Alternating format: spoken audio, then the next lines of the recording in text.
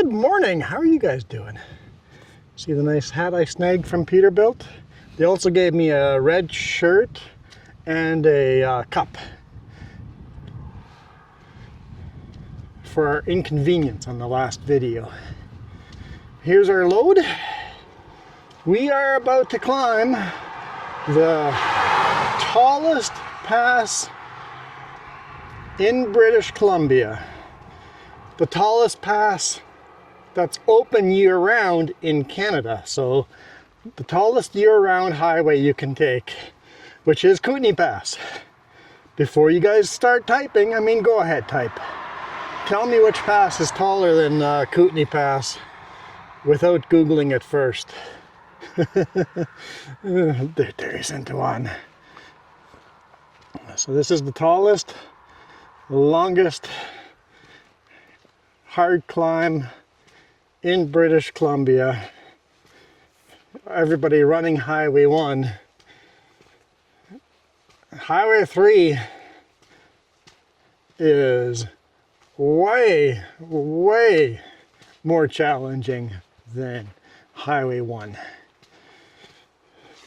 This little vent over here actually lets a lot of air in. I put a little fan inside there, and it moved air quite well last night. So that was, for how hot the day was, it was comfortable in there sleeping overnight.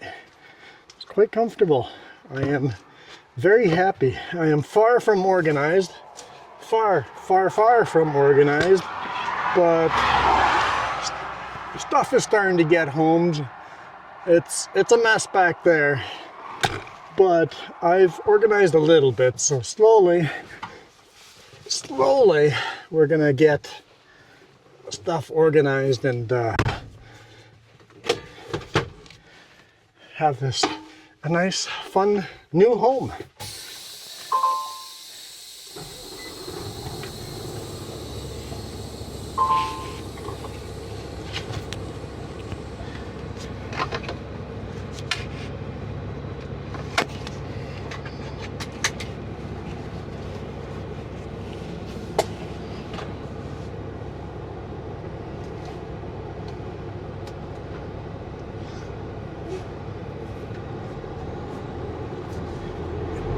Keep forgetting my four-way flashers are now on the left side of the steering wheel instead of my right-hand side.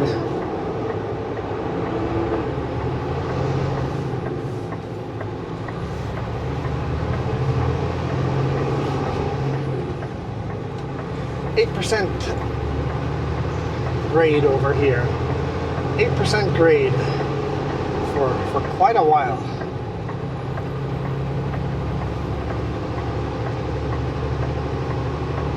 So let's see how she does on a long, hard climb.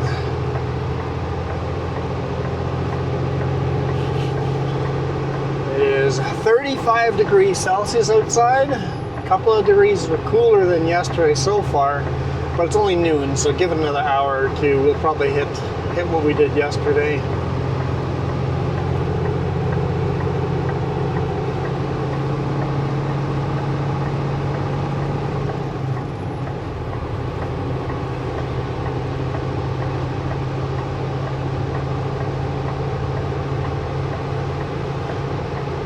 Little creek over here. Still got lots of spring runoff. Even though we didn't get a lot of snow, we're still having spring runoff here.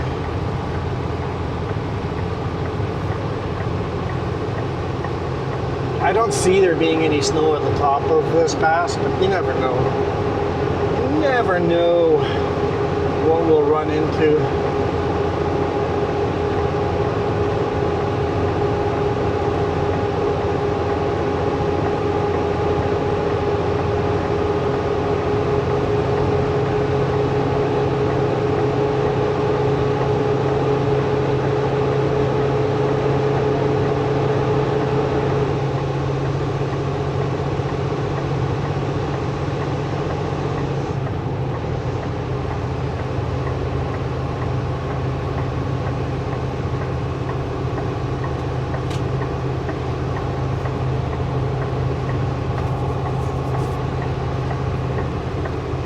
So yeah, Haven't fixed any mounts. They're the same as yesterday other than the rear facing. We'll test that.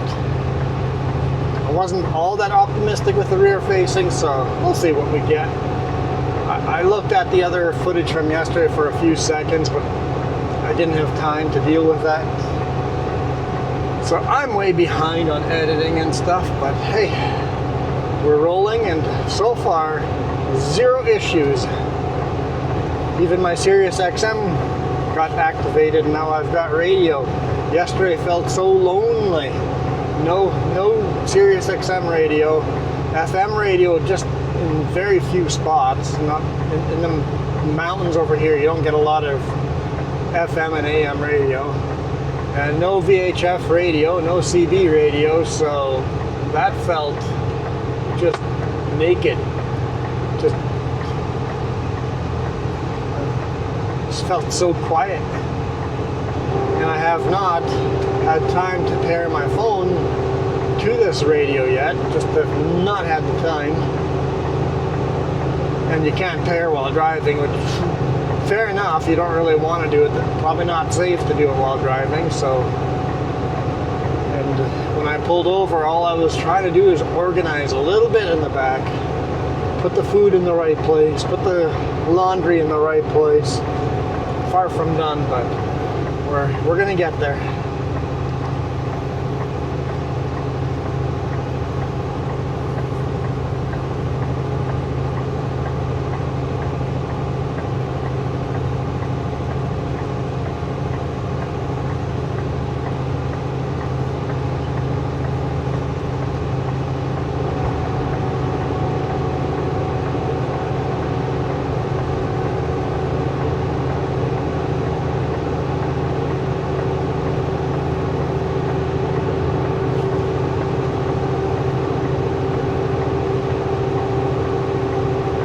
Follow this river all the way up? I don't know. Is it a river or a creek? I don't think I've ever looked it up.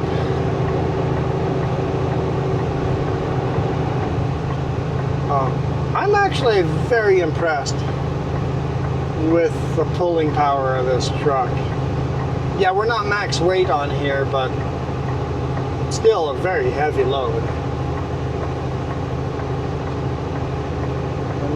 Quite impressed with the power of this Cummins.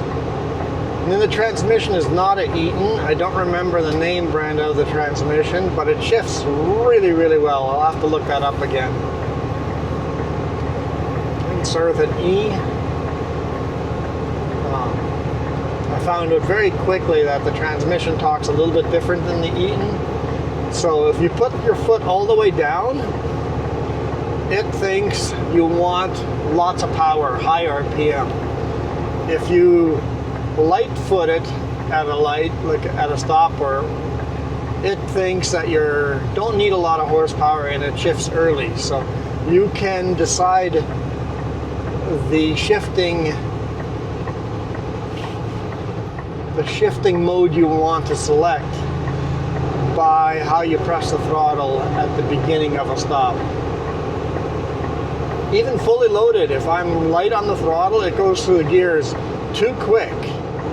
So it really lugs. So if I'm heavy, you stomp it, and then it powers through it very nicely. If you're light, take it easy on the pedal, and it goes through the gears way faster. So very interesting how they've programmed the transmission. But it definitely shifts a lot better than the Eaton did in the, but of course that thing was a 2020 and this is a 2027. I know, we're in the middle of 2026 and this is a 27, but 7 years newer than the last truck.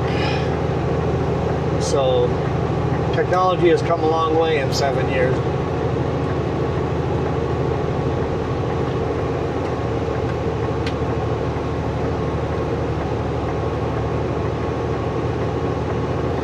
Down to 34 kilometers an hour in this very steep section here.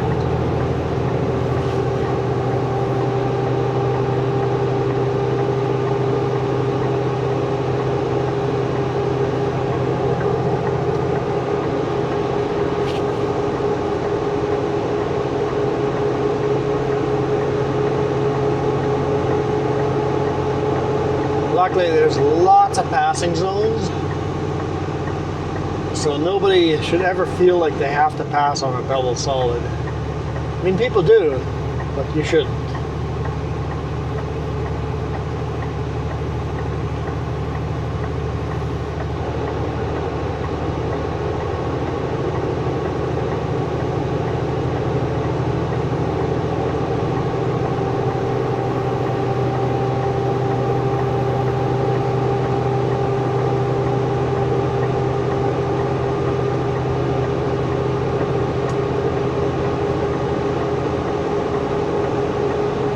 Front axle temperature is 108, the rear axle temperature is 93.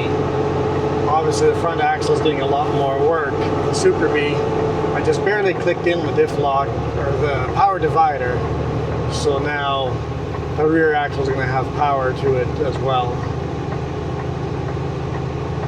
Let's spread out the heat a bit.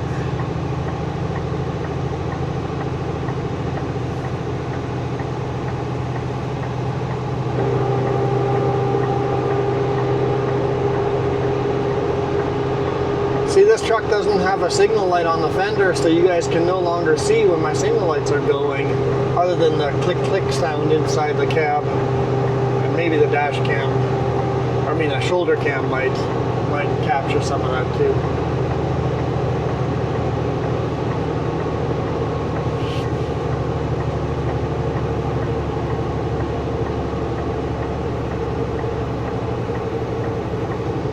I'm not quite happy with the mirrors, the mirror cam. I want to go a little higher maybe, or maybe a little further out.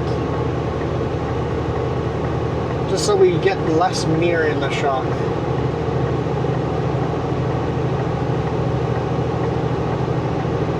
I'll try stuff. Might have to order some good mounts. Figure that out.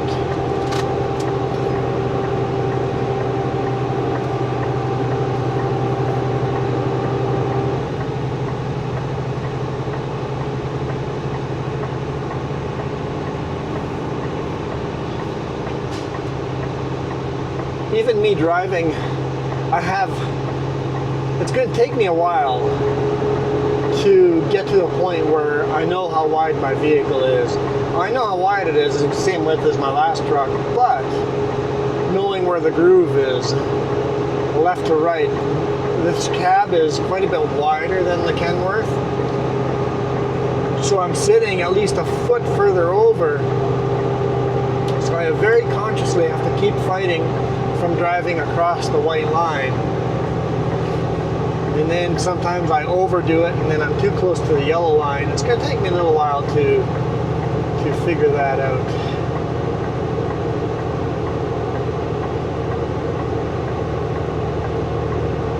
Lots and lots of bug splats, so that's just going to be part of life. Bug splats on the videos.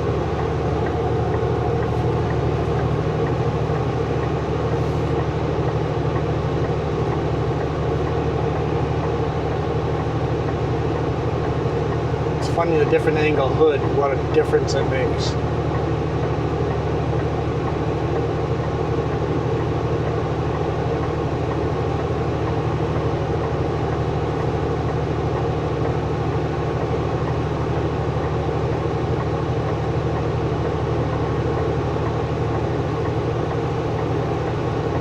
I think so far that's the only thing I miss from the green mean green machine.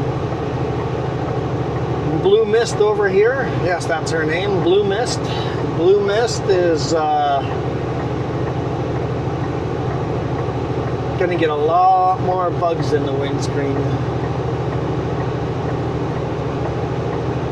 And like things are different, like the air horn is different, the four-way flashes are different, switches are all over the place different, so it's gonna take a while just to learn the placement of stuff, but none of that is better or worse from one truck to the other.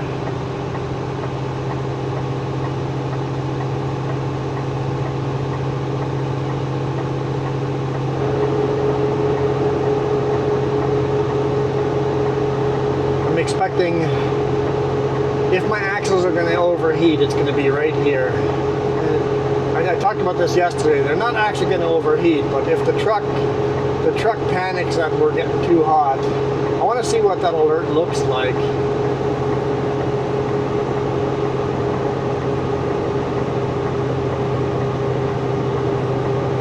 What temperature in Celsius should the diffs, the axles, the diffs, be allowed to go before they're actually hot? Basically, if you could cook an egg on it, then they're actually hot, right? I'll have to research that. If my computer in the truck is set too low and I get the alerts too early, I need to go look it up. What temperature? Maybe you guys can help me with that. What temperature is a safe temperature in Fahrenheit or Celsius? I'll convert it myself.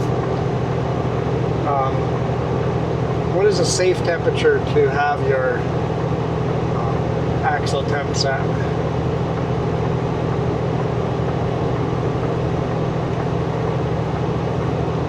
I've noticed the clutch stays very cool.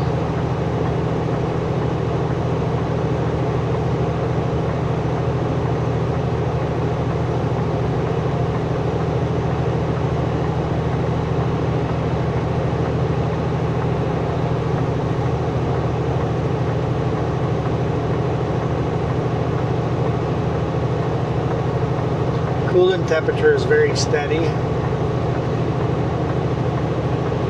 It's been staying in the 90s. It's cooling off a bit as we gain altitude. We're down to 29 degrees Celsius.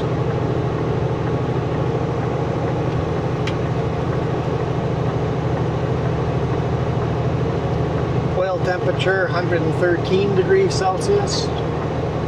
It's weird having everything in Celsius. Kenworth had a lot of things in Fahrenheit. Some things were Fahrenheit, some things were Celsius. It was a mix.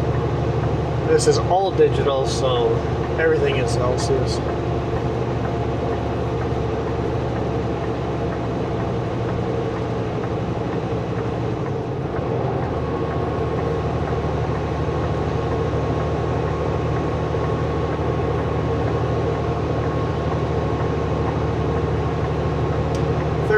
Kilometers an hour. Just keeps pulling. This is very, very nice.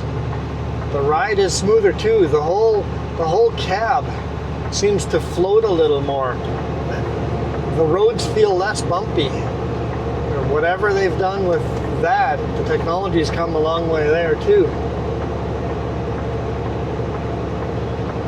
One of the things that I don't mind, but that's very different, is this truck has brake drum brakes. The Kenworth had disc brakes. So as far as safety goes, if I ever overheat the brakes, I'll lose the brakes on this truck. On the Kenworth, on disc brakes, the hotter the brakes get, the more grip they get.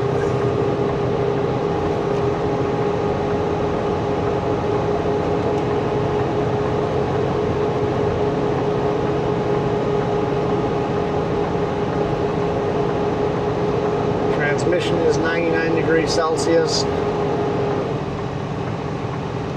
In my mind, it's like 120, right? 120 is where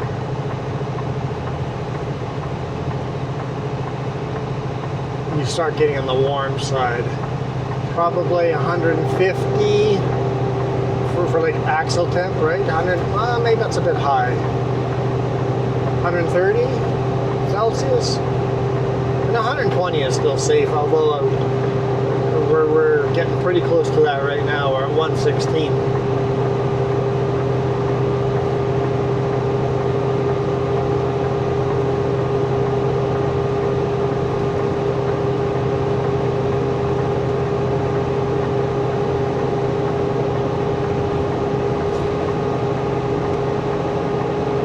Well, that's interesting. As the temperatures go up, even with me turning all the gauges off, the one that the computer says is getting warm is starting to show up on all the screens. That's cool.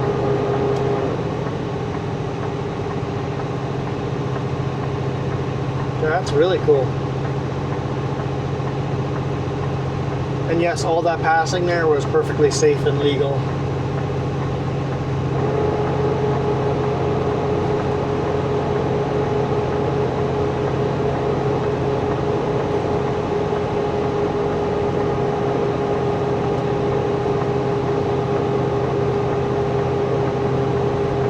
Still have a long way to go.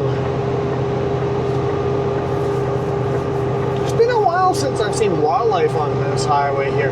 There used to be mountain goats on the road all the time. And they seem not to be here anymore.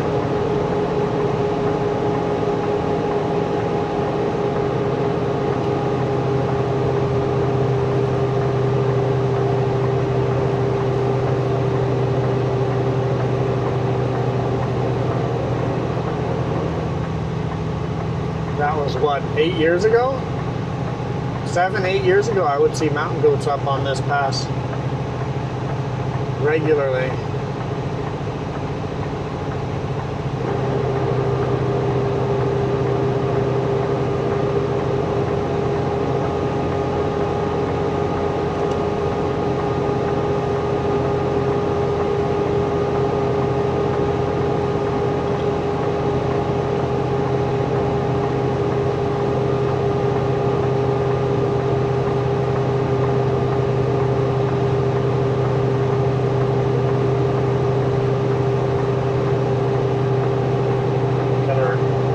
Axle temp. When I say front, I mean the axle behind me, not the steer axle. The differential behind me. So the front of the two axles behind me. Front axle is up to 118 degrees Celsius.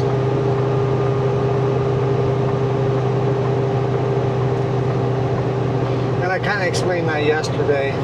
The reason why that temperature is set so low is because somebody in the head office in who knows where in the flatland says that should be a safe temperature for a diff. Well, when you climb a mountain for this long with a load this heavy, they're going to get warmer than that. Oh, that RV's got a Starlink outside. Cool. Not as cool as our Starlink setup, but still cool.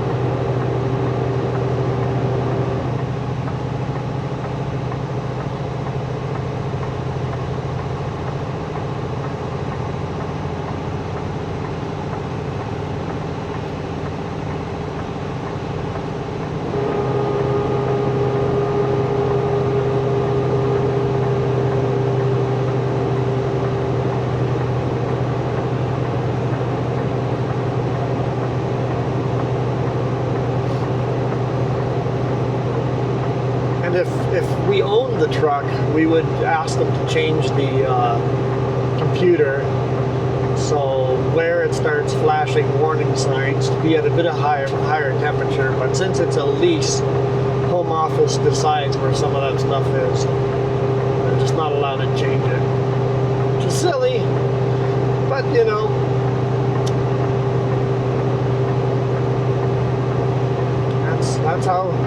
That's how companies always work. Too much overhead.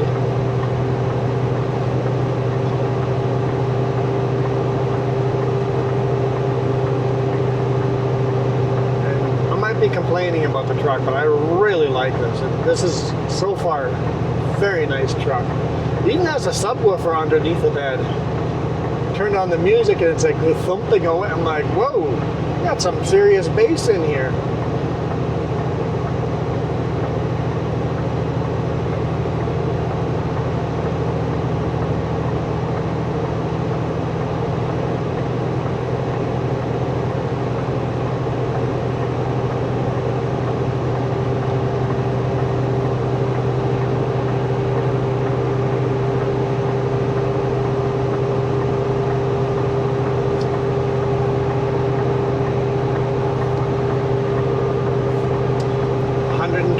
Celsius. Still have a bit to go. Just gotta go to that big sweeping corner to the right and then loop around. top of that mountain. So we're getting close. I suspect we're going to get into, what, probably 125 Celsius on the axle. There we go. Got the red light comes on at 121. So red light comes on. It says drive axle oil temp high, reduced load or check oil level. Okay.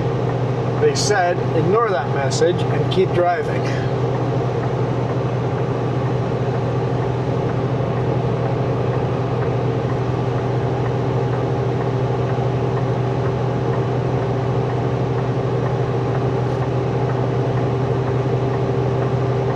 As long as it doesn't derate me, because that would annoy me if it derated me.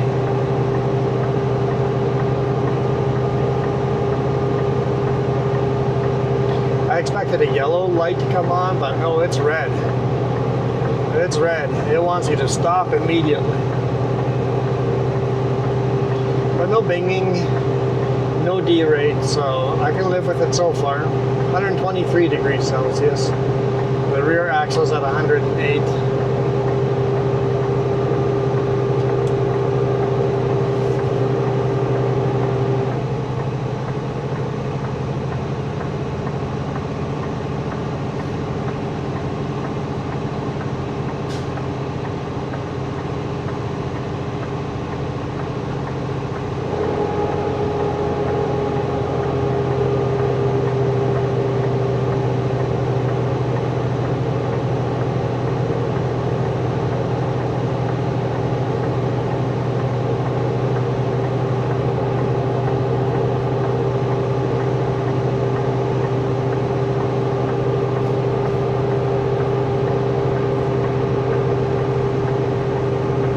Beautiful climb. Very lush and green out here.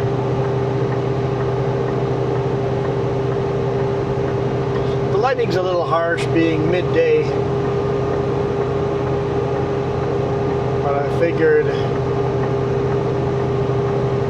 if I don't record a video now, on the way back I'll be driving into the sun. Plan is still to reload in in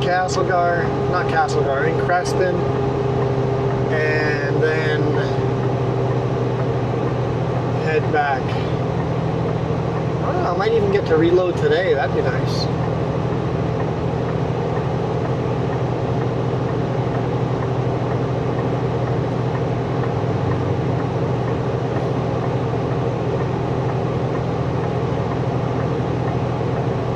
.24 degrees Celsius.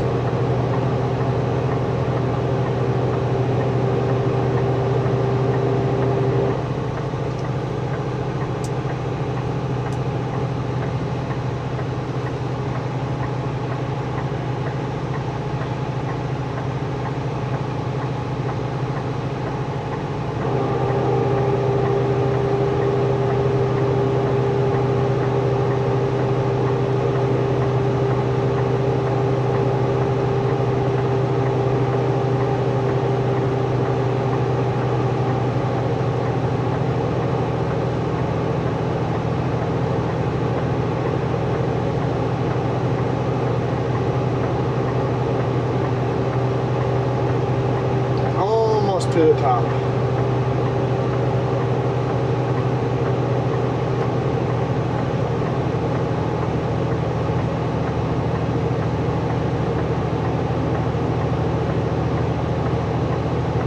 .125 Celsius.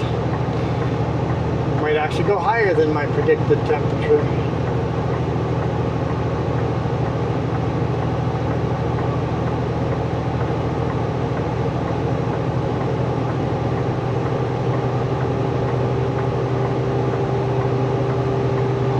Beautiful mountaintop. It's high enough up that the trees are all stunted. There's still trees, but they're all stunted. Much higher, there wouldn't be any trees. It'd be too cold. It'd be like the tundra. But yeah, I see no snow at the top here. Kootenay Mountains. Kootenay Summit is not this summit here. It's actually a summit a little further north. For all all you guys that drink Kootenai beer in British Columbia, on the beer can is a picture of the Kootenai summit, a little bit north here.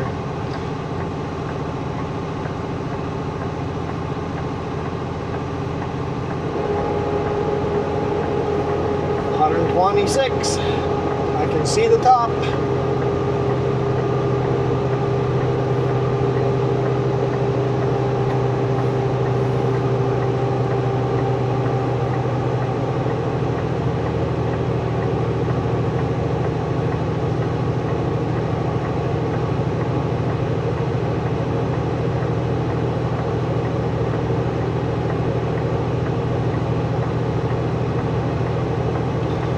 Really steep section over here. We're steady on right about 30 kilometers an hour.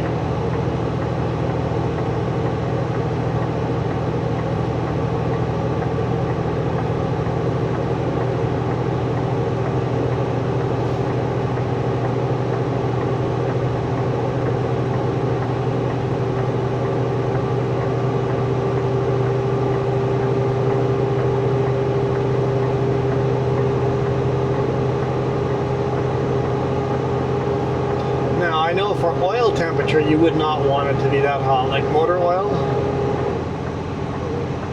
If the motor oil temperature got higher than 120, you'd be in serious trouble.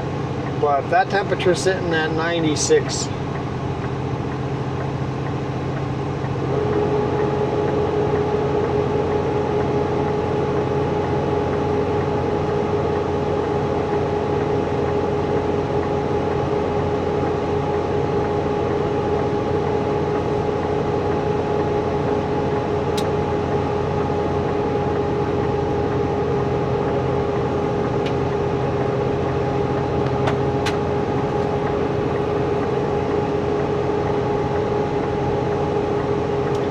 $127. It's a fairly hot day, so it makes sense that today would definitely be a day it gets hot.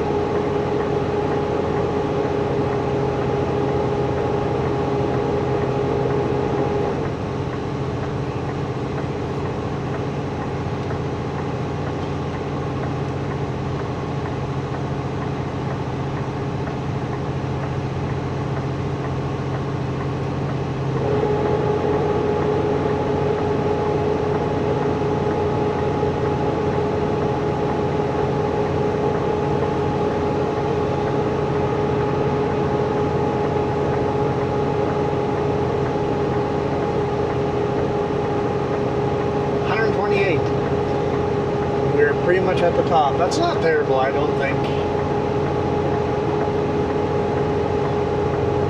You guys let me know how far I should push it before slowing down or stopping and let it cool down.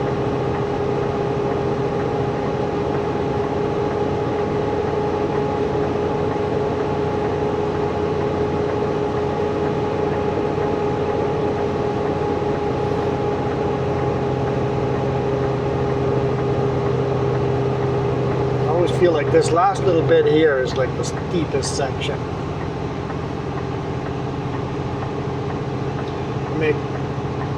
Probably can't because we're gaining speed, but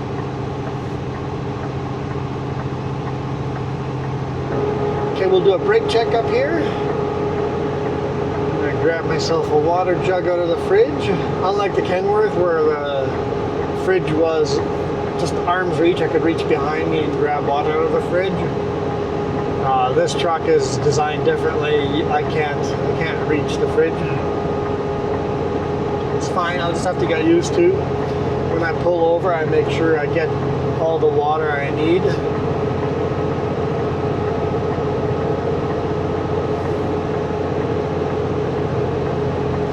It's so hot that my camera is giving me a warning it's overheating.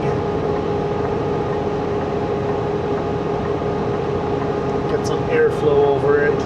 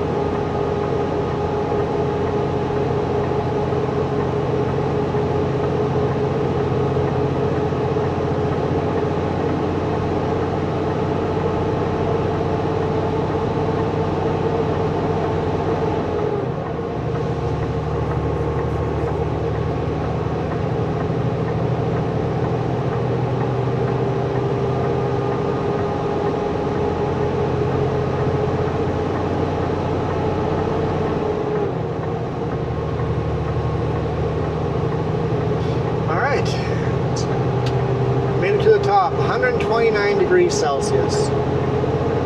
This is the hardest pull this truck will ever have to do. I mean, there might be some days where it's hotter to do a pull like this.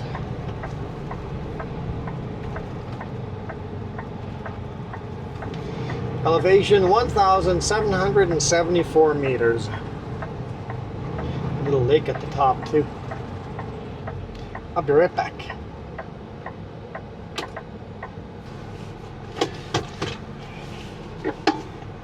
Okay, let's go.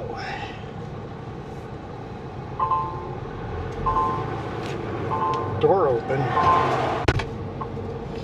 Okay. Temperature dropped down to 118. Just sitting there for a minute while we did a quick walk around.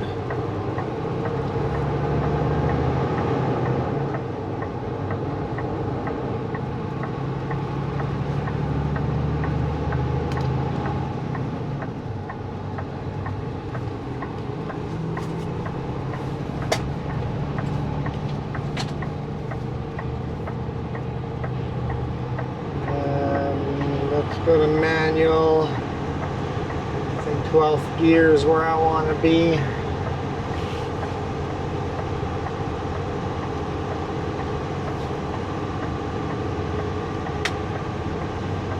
Engine fan on. And it's a beautiful descent back down. Lots of trees though, lots of trees. If you like trees, take this highway. Now, if you know you're a tourist and taking your RV through here, and you know you have overheating issues, and you have a little extra time, in fact, if you have actual overheating issues, there is a faster route than this, without climbing over any mountains. So, from, let's say between Salmo and Creston, you can actually loop all the way to Nelson, take the ferry across the lake, and then loop all the way back down to Creston and go over no mountains. The road is a lot more zigzag, 2-lane highway, a lot smaller of a highway, but it is a lot more scenic than this. I know if you like this scenery, the other highway has beautiful scenery, a lot of it along a lake or along a river, but you are carving corners. It's a lot of corners, and it does take longer, but if you want to avoid the biggest, tallest pass in British Columbia and not overheat, take that route. In the winter, when there's a big snowstorm, take that route, but remember, the ferry might be a long wait time because a lot of people will be taking that route instead of coming over the top. Got construction. You know what? I wish construction signs, they would put up a sign at the top of the pass. Attention truckers, 5 miles down the road on an 8% downgrade, there's construction and you'll be forced to slow down to 50 kilometers an hour. Because now I gotta ride the brake and get another gear. Which luckily I came down slow enough that I can do that. But where's that warning a little higher up? Actually, it says we're going to have to come to a stop. Prepare to stop.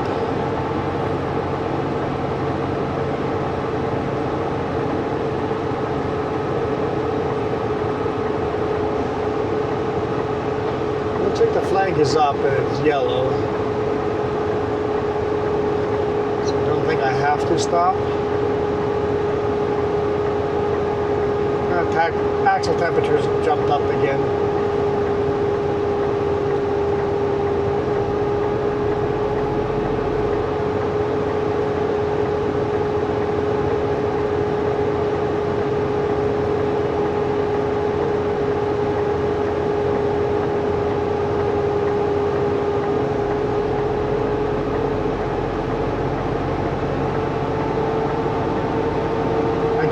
engine brake's working hard, it heats up the axles in the back as well.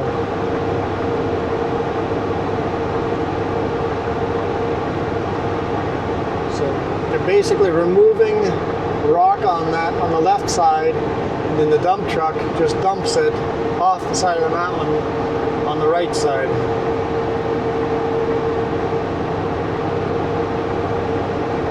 That's pretty neat. And this is an avalanche area that closes this highway, so they make these big dips in the road for avalanches to sit in those dips instead of on top of the highway. And then if an avalanche happens, they have the time to come in here and remove all that snow to make it ready for the next avalanche.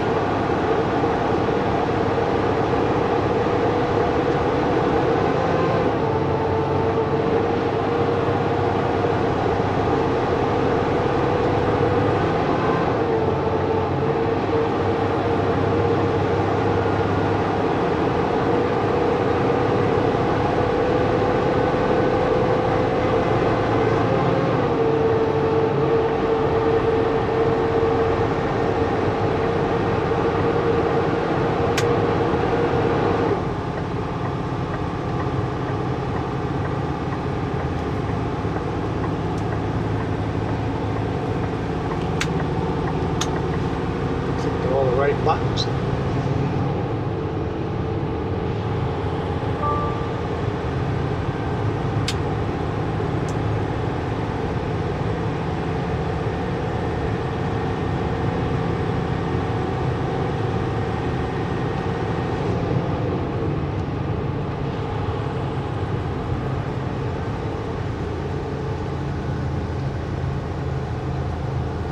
I thought we were done with construction. I sped up too early.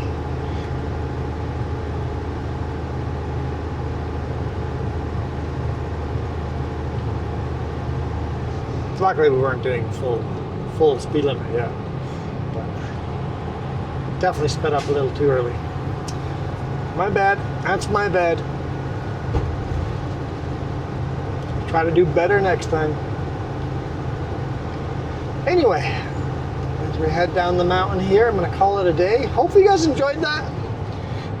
It's kind of fun to see what they warned me about the gauges on if I ever do a hard climb, I was going to get warning lights and to ignore them and just keep driving. It happened exactly as they warned me, and I ignored them exactly like I was told. So not bad. If they hadn't warned me about it, I would have been a little concerned, but that worked out nicely. Anyway, I'll catch you guys on the next one. We'll get reloaded here and head back over. Hopefully I get reloaded today. Head over Kootenai Pass tonight. Hopefully I don't have to do it tomorrow morning. Hey, if I have to do it tomorrow morning, maybe I'll shoot a video leaving Creston and do the other section of this road. We'll see how it goes. For now, I am out of here. Thank you guys so much for all your support. Really, really appreciate it. You guys absolutely rock.